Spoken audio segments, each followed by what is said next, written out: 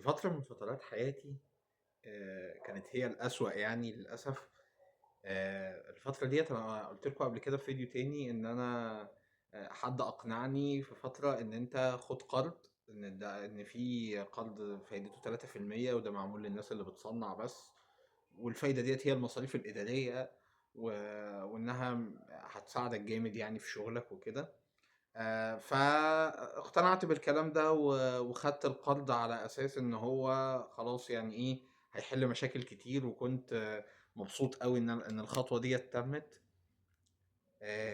المفاجأة بقى كانت في إن المفاجأة كانت بقى في إن أنا يعني كأن الأرض انهارت فوقي أول ما خدت القرار ده. كانت بقى من ضمن التحديات ودي اللي إحنا جايين نتكلم فيه النهارده، إن أنا لو أنا عندي مشاكل كتير إيه الحل بتاعها؟ أنا خسرت بعد الموضوع ده وخساير من أنواع مختلفة يعني، اللي هو أنا متّفق على عقد مع حد وهو مضمون والعقد ده مضمون وممتد لمدة 6 شهور، فكان أصلًا السبب إن أنا أقدر إن أنا أوازن العقد ده، العقد ما تمّش. و و وكان الموضوع كلّه واقف على حاجة بسيطة جدًا يعني، هو كان واقف على إكسسوار بسيط أوي كده هييجي من برّه مصر وما جاش يعني فوقّفت كل حاجة. طب أنا مش عارف أعمل إيه، وبعدين أنا ملتزم إن أنا أسِدّ القرض ده للبنك. معييش فلوس لإن أنا كنت معتمد بشكل رئيسي على المورد ده. عدّى شهر و2 والتالت كان هيبقى في مشكلة كبيرة جدًا، جدًا لو ما اتسدّتش ال3 أقساط بتاعة القرض ده، وأنا مش عارف إيه الحل يعني، مش عارف أحلّها إزاي، وعمّال أفكّر ومهموم ومتضايق. ف مش عارف إيه اللي حصل، ولكن أنا يعني كنت بادعي ربنا سبحانه وتعالى، يعني باسعى بكل الطرق إن أنا أحل الموضوع، ومش راضية تتحل خالص. في مرّة كده جالي إلهام يعني إن أنت إيه، فكرة جات في دماغي كده مرّة واحدة، إن أنت طَب ما ادعي ربنا بس في قيام الليل، تمام. فقُلت أكيد قيام الليل فيه فضل كبير أوي، وفيه أحاديث كتير وآيات من القرآن يعني بت بت بت بتتكلم على قيام الليل. وقرآن الفجر إن قرآن الفجر كان مشهودا، أقم الصلاة لدلوك الشمس إلى غسق الليل وقرآن الفجر إن قرآن الفجر كان مشهودا. في حاجات كتير أوي بتتكلم وآيات ومن الليل فتهجد به نافلة لك عسى أن يبعثك ربك مقاما محمودا. وكمان ربنا سبحانه وتعالى حتى هو اللي قال وقل رب أدخلني مدخل صدق وأخرجني مخرج صدق واجعل لي من لدنك سلطانا نصيرا. ففي حاجات كتير أوي بتتكلم على قيام الليل.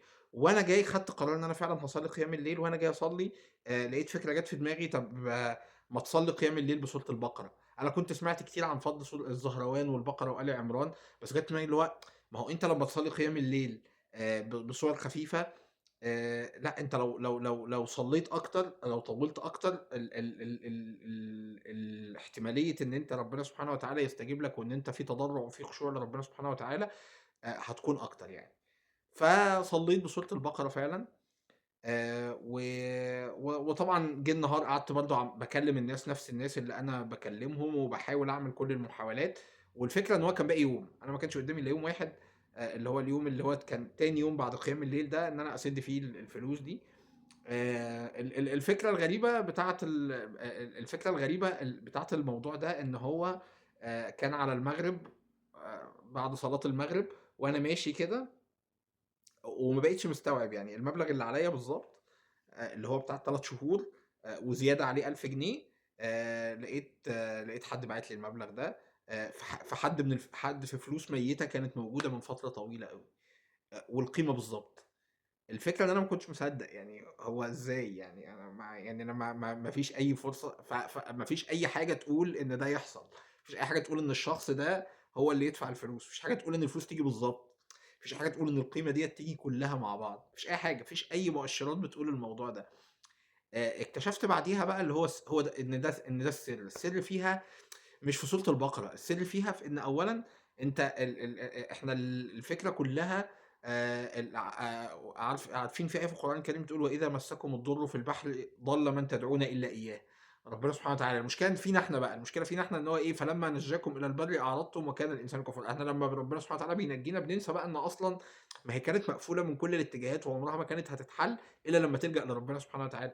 الفكرة بقى من هنا ده السر بقى بتاعي، يعني السر اللي أنا باحب أعمله مع ربنا سبحانه وتعالى، اللي هو لو اتقفلت كل البيبان أو حتى ما اتقفلتش، لمّا أحب إن أنا أتقرّب لربنا سبحانه وتعالى قيام الليل في خشوع والدنيا ضلمة، في سجادة كده جميلة طرية، وأصلّي قيام الليل بسورة البقرة 3 ركعات، ركعتين قيام ليل وركعة وتر، وال3 فيهم سورة البقرة متقسّمة عليهم، هي سورة البقرة جزئين ونُص تقريبًا، الركعة الأولى جزء، الركعة التانية جزء، الركعة التالتة نُص جزء، وفي كل سجدة أدعي دعاء شديد أوي لربنا سبحانه وتعالى بالحاجة بتاعتي. ف وكنت اتعلّمت برضه من الأدعية اللي بقيت برضه مخلّيها معايا دايمًا من كريم إسماعيل وهو بيقول: "اللهم إني لا أعلم كيف ولكني أعلم أنك على كل شيء قدير." فبقى بعد كل الدعاء أدعي بيها وأقول: "يا حي يا قيوم برحمتك أستغيث." وأقول: "اللهم إني لا أعلم كيف ولكني أعلم أنك على كل شيء قدير." وأطلب الحاجة بتاعتي. فبابُص سبحان الله مش مرّة بقى، قُلت أجرّب تاني، نفعت تاني، أجرّب تالت، نفعت تالت. فلقيت إن سبحان الله مش لازم تاني يوم، ولكن ممكن بعدها بأسبوع، ممكن تلاقي المشكلة اتفتّتت، ممكن تلاقي ربنا سبحانه وتعالى بيهوّن حجم أصلًا المشكلة عليك لمّا أنت ت ت تعمل بالسر ده. قعدت أفكّر طَب اشمعنى سورة البقرة؟ حتى لمّا دخلت كده قُلت أتعمّق شوية في سورة البقرة، لقيت الله!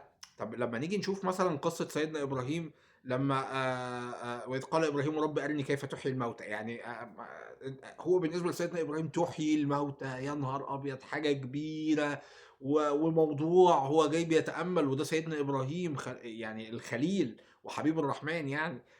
فربنا سبحانه وتعالى قال له ولا أي حاجة، قال له إن هو خُذ أربعة من الطير فصُرهن إليك ثم اجعل على كل جبل منهن جزء. شوف أنت سيدنا إبراهيم هو طبعًا بالنسبة له ده إحياء الموتى وحاجة كبيرة جدًا، فربنا سبحانه وتعالى قال له حُط الطيور ديّة كل طائر منهم على كل جبل منهن جزء، يعني قسّم الطائر الواحد اذبحهم وكل واحد خلّيه موجود قسّمهم على أجزاء. طب هتتحل إزاي؟ قال له ثم ادعُهن يأتينك سعيًا. بس يعني اتحلت، هي عندك كبيرة، لكن عند ربنا سبحانه وتعالى ادعُهن، يعني قُل لهم تعالوا. خلاص، واعلم أن الله على كل شيء قدير. فهي الكبيرة بالنسبة لك هي عند ربنا سبحانه وتعالى لا تُذكر، يعني ربنا سبحانه في الحديث ال ال ال ال في الحديث النبي عليه الصلاة والسلام بيقول: "واعلم" أو الحديث القدسي اللهم ذكّرني بيقول: "يا ابن آدم